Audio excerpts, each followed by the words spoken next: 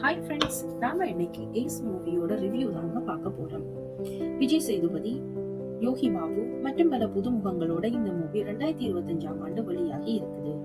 ஸ்டார்டிங்ல நம்ம விஜய் சேதுபதி ஜெயில இருந்து வெளிநாட்டுக்கு போறார். அவங்க யோகி பாபு அவரை வேற ஒருத்தர் நினைச்சு கூட்டி போயிறார்.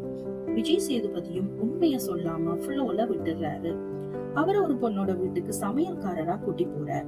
அந்த பொண்ணு பேங்க்ல லோனுக்கு காசு கொடுக்க முடியாம கஷ்டப்பட்டுட்டு இருக்கிறாங்க. அப்புறம் ஹீரோயினோட இன்ட்ரோடக்ஷன் நடக்குது. நம்ம விஜய் சேதுபதி கூட ஹீரோயினுக்கு பழக்கம் உருவாகுது.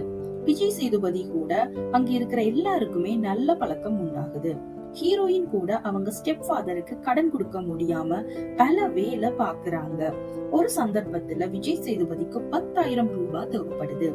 அவர் யோகி பாபு கிட்ட கடன் கேட்க அவரு அங்க குப்பை பொறுக்கிட்டு இருக்கிற ஒருத்தர் தான் பணக்காரர் இல்லன்ற உண்மை விஜய் சேதுபதிக்கு தெரிய வருது. 10,000 ரூபாய் கடன் வாங்குறதுக்காக அவர் அங்க இருக்கிற ஒருத்தர்கிட்ட போறாங்க.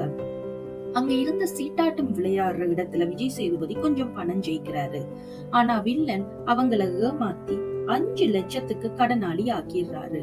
கேட்டா கொண்டுருவன் மிரட்ட விஜய் சேதுபதியும் அமைதியா கிளம்பிடுறார்.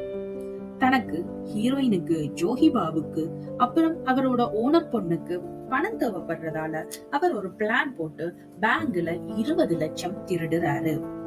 லக்கிலி அதே சமயம் அவருக்கு 20 லட்சம் லொட்டரியிலையும் காசு பரிசா விழுது. போலீஸ் கிட்ட வில்லனா மாட்டி விட்டுறாரு. ஆனா அதுல இருந்த ஒரு போலீஸ் விஜய் சேதுபதியோட முகத்தை பார்த்துறார்.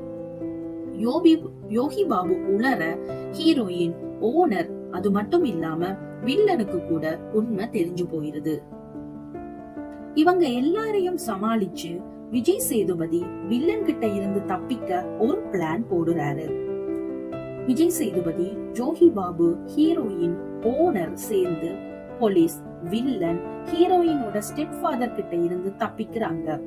இந்த பணத்தை அப்புறம் என்ன பண்றாங்க, எப்படி தப்பிக்கிறாங்க என்றதுதாங்க இந்த மொத்த கதையும். ஆர்ப்பாட்டம் இல்லாம செம காமெடியா, ஃபேமிலியா டைம் பாஸ் பண்ண ஒரு ஃபன்ஃபுல் மூவின்னே சொல்லலாம். நன்றி.